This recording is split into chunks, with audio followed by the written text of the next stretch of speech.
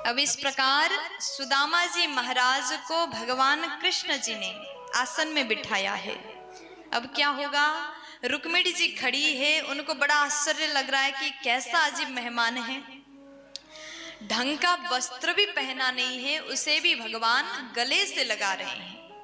समस्त रानियां खड़ी खड़ी देखती हैं, 16,108 रानियां खड़ी हैं।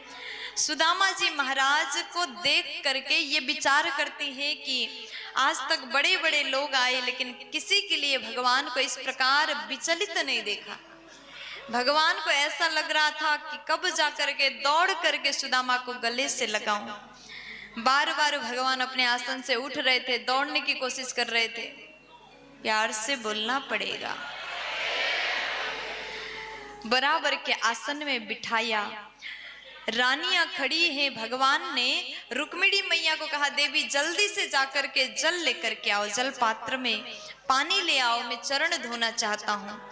आज मैया रुक्मिणी दौड़ करके गई। मैया को लगा कि ये मेरा सौभाग्य है, भगवान ने पहली बार कुछ आदेश किया है, महल में पहली बार कुछ काम के लिए भगवान ने मुझे भेजा है, मैं कितनी सौभाग्यशाली हूँ।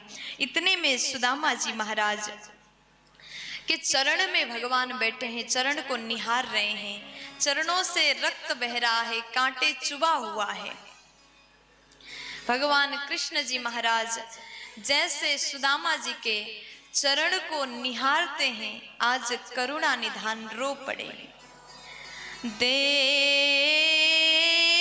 सुदामा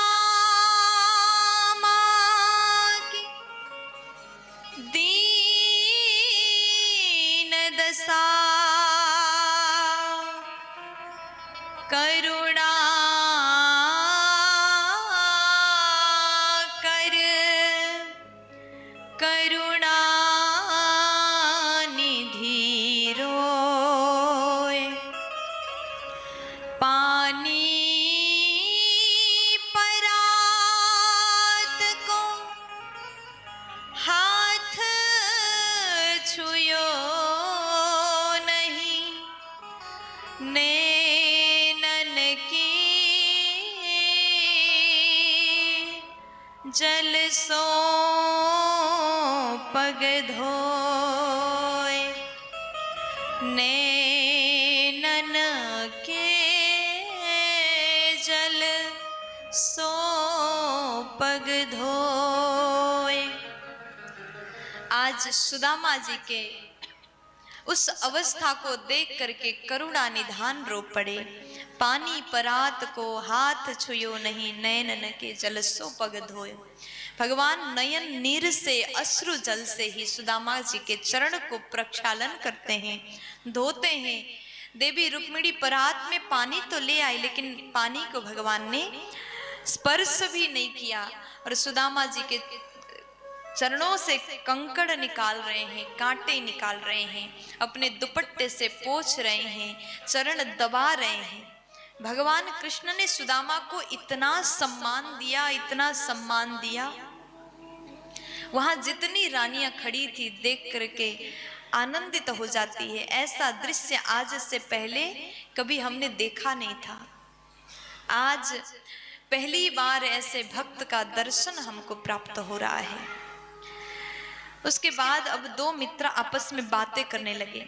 कहते हैं बचपन के दोस्त अगर वृद्धावस्था में भी मिल जाए तो बचपना वापस आ जाता है। दोनों आपस में बैठ करके बातें कर रहे हैं। भगवान कृष्ण जी सुदामा जी को पूछते हैं कि भैया आपने विवाह किया? सुदामा जी बोले हाँ, एक सुंदर सी पत्नी है, तुम्हारी भाभी है, बड़ी अच्छी है। नाम क्या है? बोले सुशीला है। जैसा नाम है स्वभाव गुण भी वैसा ही है। अच्छा तो बच्चे हैं कि नहीं हैं? सुदामा जी बोले हाँ बच्चे भी हैं। उनको लेके क्यों नहीं आए? फिर कभी लेके आऊंगा। अच्छा ये बताओ आपने अपनी शादी में हमको नहीं बुलाया? सुदामा जी बोले बहुत दूर था ना इसलिए नहीं बुला पाया, क्षमा करिएगा, अब फिर कभी आप आ जाना। उसके बाद में बात करते करते यहाँ भगवान कृष्ण को सुदामा जी पूछते भैया आपने बताया नहीं, आपने विवाह किया कि नहीं किया? अब जैसे सुदामा जी महाराज से भगवान कृष्ण कहते हैं कि मेरा भी विवाह हुआ, ये जो खड़ी है ना ये तुम्हारी भाभी जी हैं। अब इतने में रुक्मिणी जी जाकर के आशीर्वाद लेती हैं। सुदामा जी ने वरदान दिया, आशीर्वाद दिया, सौभाग्यवती भव। उसके बाद फिर एक और रानी आई। ये कौन है? ये भी आपकी भाभी है, ये भी आपकी भाभी। अच्छा, फिर आशीर्वाद दिया, सौभाग्यवती भव। इतने में जाम्बवती आई, सत्यभामा, कालिंदी, मित्रविंदा, सब कोई लाइन से आ रहे हैं। सुदामा जी सबको आशीर्वाद देते जा रहे हैं और कन्हैया की ओर इशारा करते, ये कौन है? सब भाभियां हैं, सब आपकी भाभी है। और लाइन बड़ा लंबा था, यहाँ से बहुत दूर तक लाइन था, 16,108 का लाइन। सुदामा जी को बात समझ में नहीं आई। उन्होंने कन्हैया से पूछा, कन्हैया ऐसा लग रहा है आज हमें देखने के लिए पूरा द्वारिका के प्रजा भी यहीं उपस्थित है। भगवान बोले अभी तो बाहर के एक भी नहीं आए प्रजा, जितने भी यहाँ उपस्थित है सब घर के ही हैं। सुदामा जी बोले मैं बात नहीं समझ रहा हूँ। भगवान बोले जितने आपको दिखाई दे रहे हैं ना, बस आशीर्वाद देते जाओ। कन्हैया ने जैसे सुदामा को कहा, सुदामा जी आशीर्वाद तो देते जा रहे हैं। सुदामा जी बोले कान्हा सच बता, कितनी शादियां किया? अच्छा, अभी तो हमसे पूछ रहा था कि विवाह में क्यों नहीं बुलाया, अब आप बताओ आपने क्यों नहीं बुलाया? भगवान बोले बुला तो लेता, लेकिन मुझे खुद को नहीं पता था कि शाम को मेरी शादी है। अब इतने जल्दी जल्दी हुआ, जितनी भी शादी की सब इमरजेंसी में किया। कभी हरण करना पड़ा, कभी तपस्या करती हुई मिली, कभी मणि ढूंढने गया था तो विवाह करके आया। ऐसे जल्दी जल्दी विवाह हुआ, इसलिए हमको स्वयं को नहीं पता था कि आज हमारी शादी है। 2 घंटे पहले तक दूल्हा को पता ही नहीं था। अगर पता होता तो खूब सबको बुलाता, अच्छे से विवाह करता। चलो ठीक है, तो बस ये बता दो कितनी और है? नहीं नहीं, आप तो बस आशीर्वाद देते जाओ। सुदामा जी आशीर्वाद देते जा रहे हैं, सदा सुहागन रहो, सौभाग्यवती भव, पति प्रिया भव। अब हाथ उठाते उठाते दर्द हो रहा है। फिर कहा कन्हैया बता देने कितनी और है? नहीं नहीं, आप बस आशीर्वाद देते जाओ। अब तो सुदामा जी हार गए, थक गए, बहुत दर्द हो रहा। कन्हैया अब तो बता दे। तब भगवान बोले 16,108। जैसे सुदामा जी सुने, कहते हैं कन्हैया एक काम करो, मैं इतना थका हुआ हूं, थोड़ा विश्राम भी करूंगा, सभी के हिस्से में आप स्वयं प्रणाम कर लो, सबके हिस्से के आशीर्वाद आपको ही मैं दूंगा।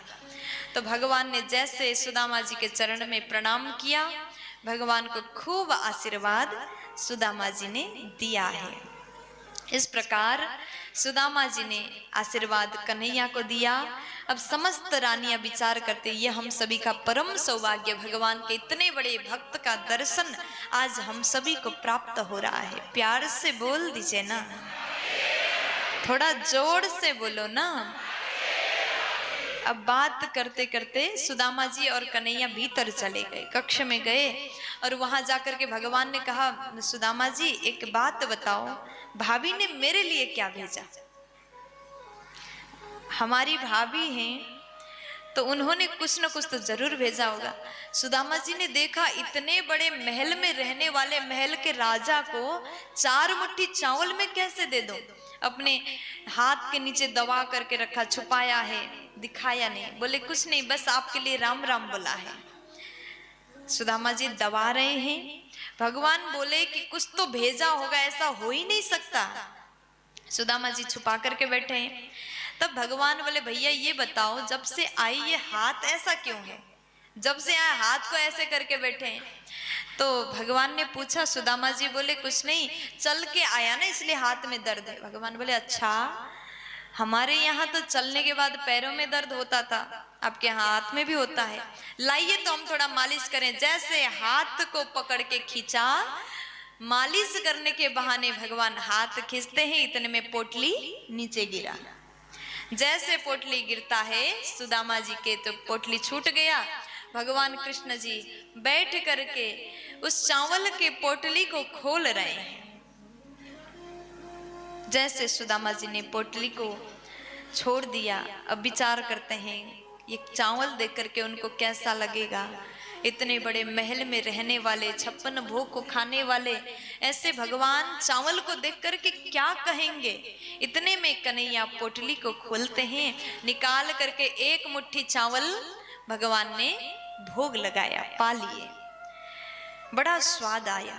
फिर एक बार एक मुट्ठी और निकाले, फिर भगवान ने खा लिए, और फिर तीसरी बार चावल निकाल करके खाने वाले थे, मैया ने हाथ में पकड़ लिया। माता कहती भगवान क्या कर रहे, कच्चा चावल कब तक खाओगे, पेट दुखेगा।